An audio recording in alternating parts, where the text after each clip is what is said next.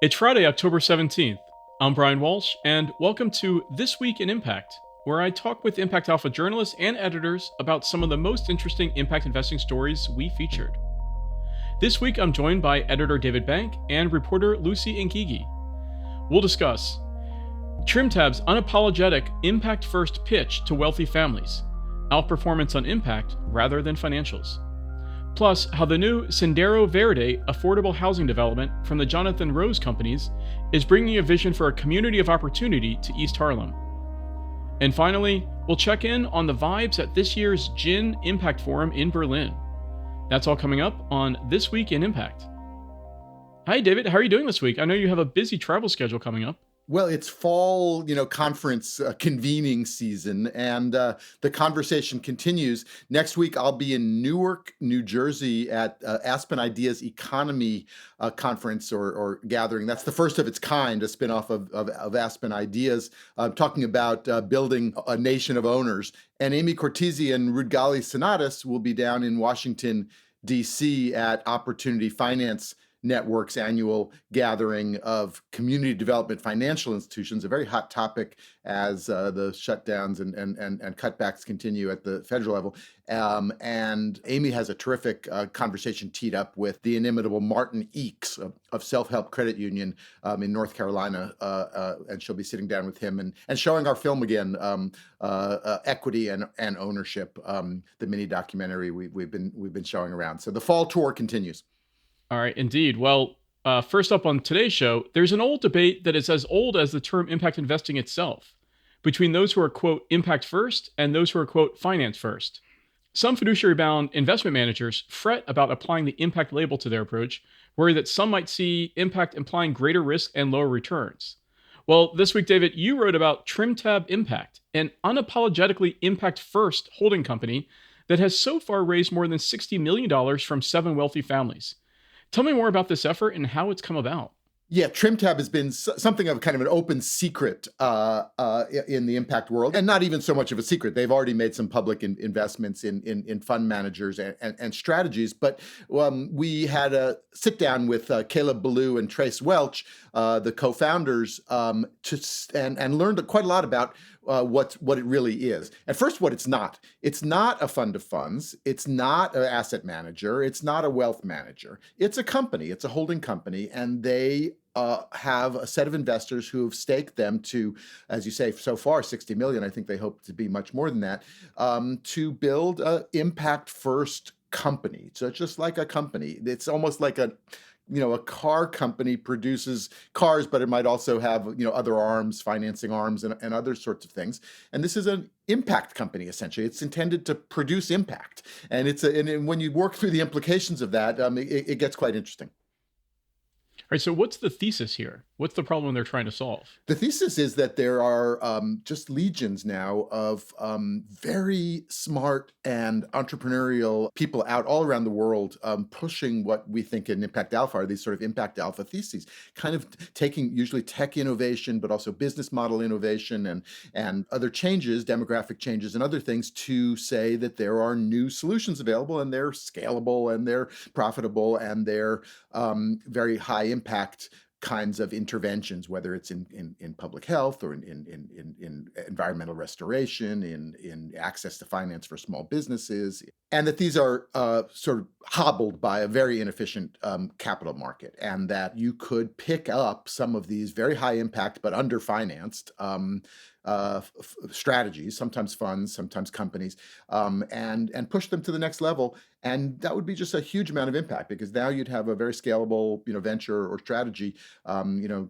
gathering snow as a snowball rolls down the hill, after you've helped push it to the top. And so the trick is, of course, having your own backers, your own LPs, your own capital sources that want to stake you to that. And that's the trick that they've pulled off. They've pulled in a set of investors who say, that's what we want. We want impact.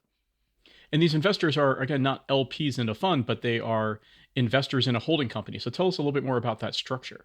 Yeah, I mean, it's deceptively simple. They are shareholders. They put in equity. They own shares of a holding company. One of the things that is unique about it is that in addition to the financial backers of Trimtab, there's a golden share, almost like one of these super shares that some of the tech moguls like to keep, that gives a perpetual purpose trust veto power over major decisions, and essentially becomes a mission anchor. So there's a set of trustees for this trust whose fiduciary duty is to produce impact. So people sometimes think, oh, fiduciary duty restrains us from doing impact because we must deliver the maximum possible returns to shareholders.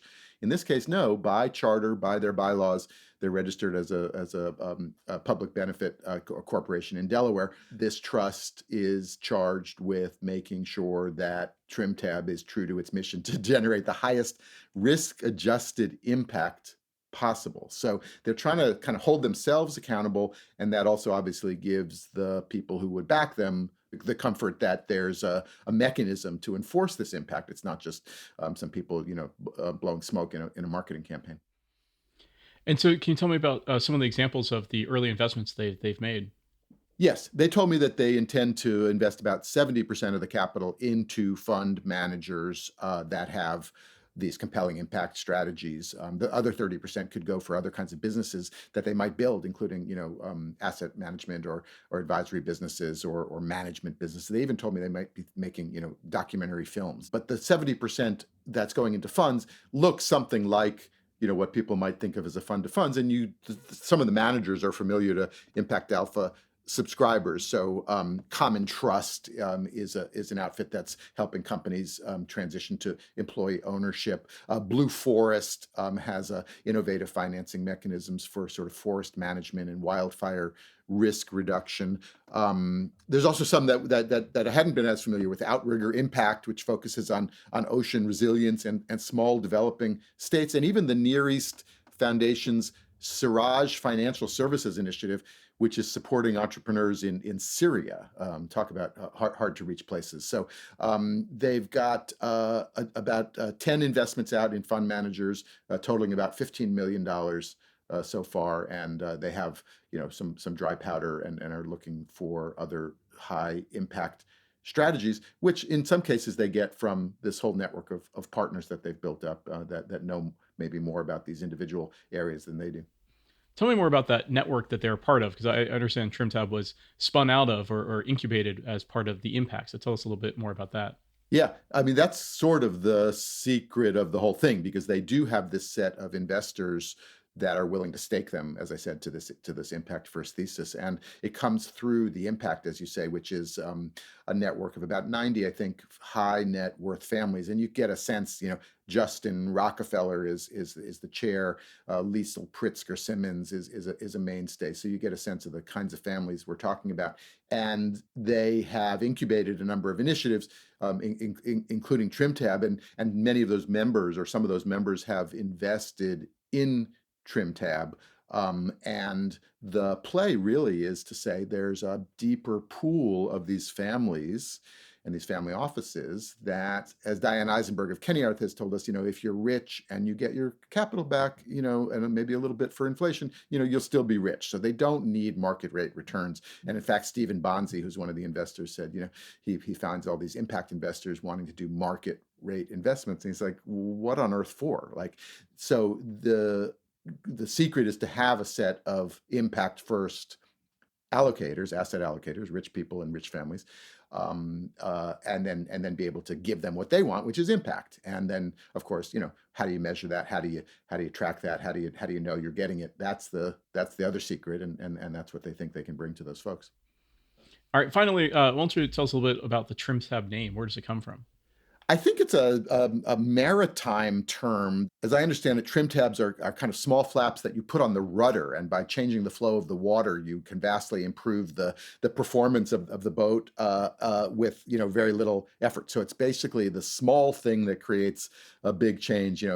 People talk about the butterfly effect. This is maybe not quite as grandiose as that, but what small lever can you pull that will make a big kind of system change?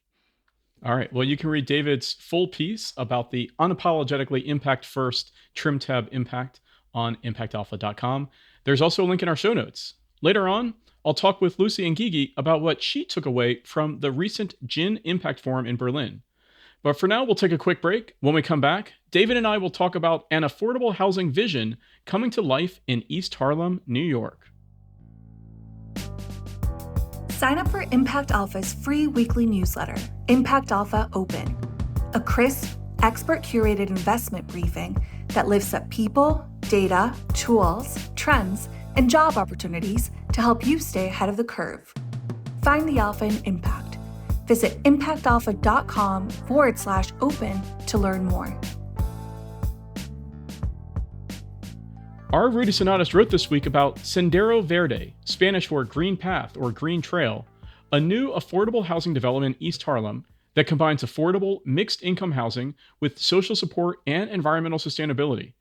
David, tell us about what sets this effort and its developer, the Jonathan Rose Companies, apart. Well, this is kind of just an example of a thesis that we have been tracking at Impact Alpha and that a set of kind of housing developers and others have been executing on, which is basically that if you combine social services, environmental sustainability, and obviously affordability and a whole set of subsidies and tax incentives and other things, you can create housing developments that are both affordable and actually better long-term investments, lower vacancy rates, higher retention rates, higher rent payments, lower energy costs, all kinds of things that translate to the bottom line, so that doing the right kinds of social environmental housing developments becomes not only investable but like institutionally investable, and then lots more money can flow to that sort of thing. So Jonathan Rose is one of the sort of avatars of that idea, and this is kind of one of the fuller kind of realizations of that vision. So tell us more about what it means to be institutional ready. So how do affordable housing projects structure themselves in order to attract that institutional caliber capital, those larger pools of capital? For one, there's a benefit, I think, to being multi-income class. So it's not just low-income housing on the hand, and it's not just luxury high-rises either. So having a mix of incomes in the same building, is good for kind of community cohesion.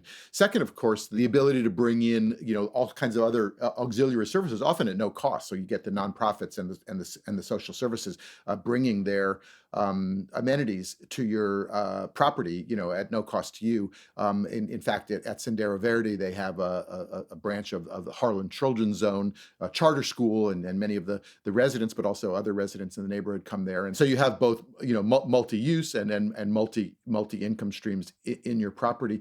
And then there's just what has become, sort of abundantly clear, which is that affordable housing is such a scarce commodity that anybody who has it doesn't want to really ever leave. And so it becomes a very stable revenue stream, even more so than what people might think of as the higher, end market that goes up and down with the markets. And so institutional investors, particularly like insurance companies and others, have found it to be not, an outsized return, but a sort of low risk core real estate investment that fits very comfortably into their portfolios and provides predictable income.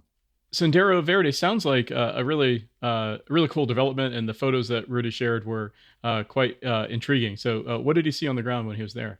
Yeah, I mean, it's kind of like where you might, like to live, certainly in Manhattan. But there's a community garden, there's a co-working space, there's solar panels on the rooftops, there's the school, as I said, and there's a fitness center, a social services center.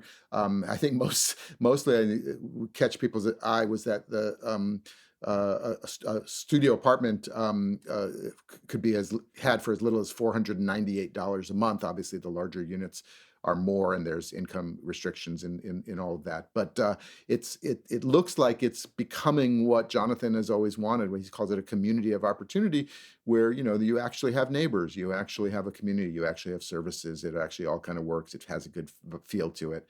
That works for the investors and also obviously for the residents. All right. Well, you can read Rudy's full piece on the Jonathan Rose Company's development in East Harlem on impactalpha.com. There's also a link in our show notes. Thanks so much for joining me this week, David. Brian, it's always a pleasure.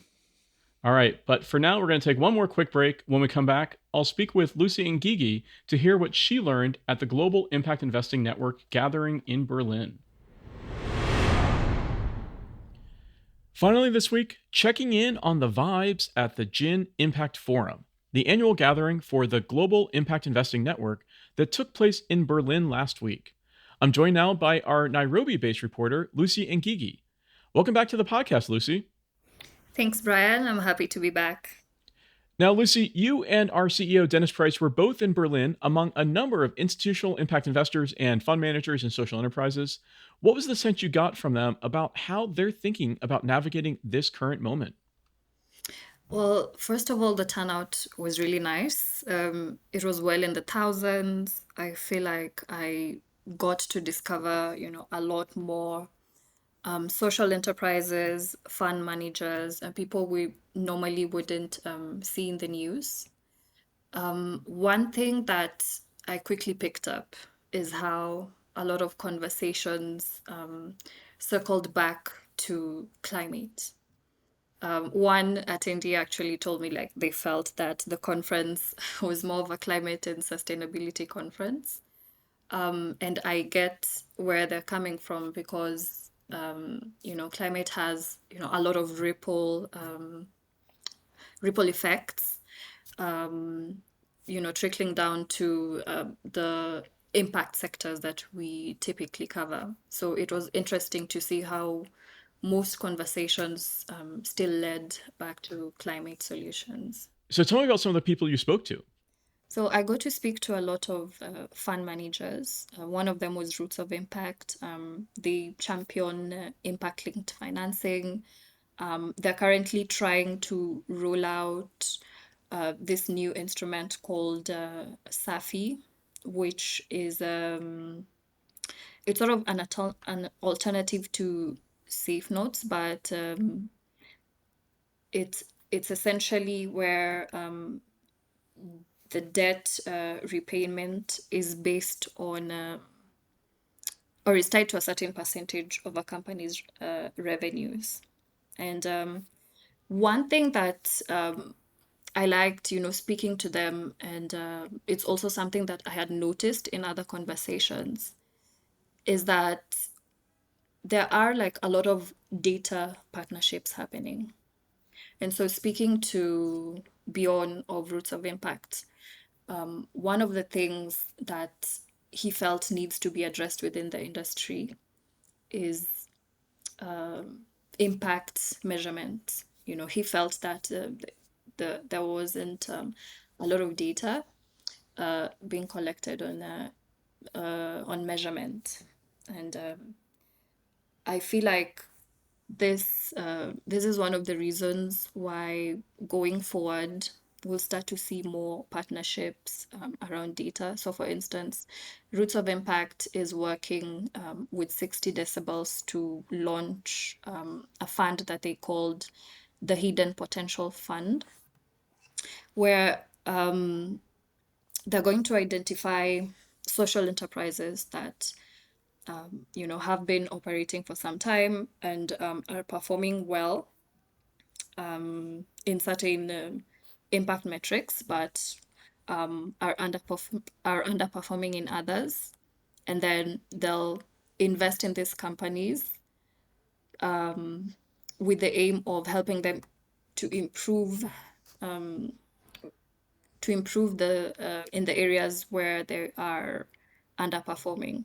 So it's more like a data-driven approach to help these companies improve in certain metrics, other than just deploying capital and giving them a broad array of impact metrics to hit.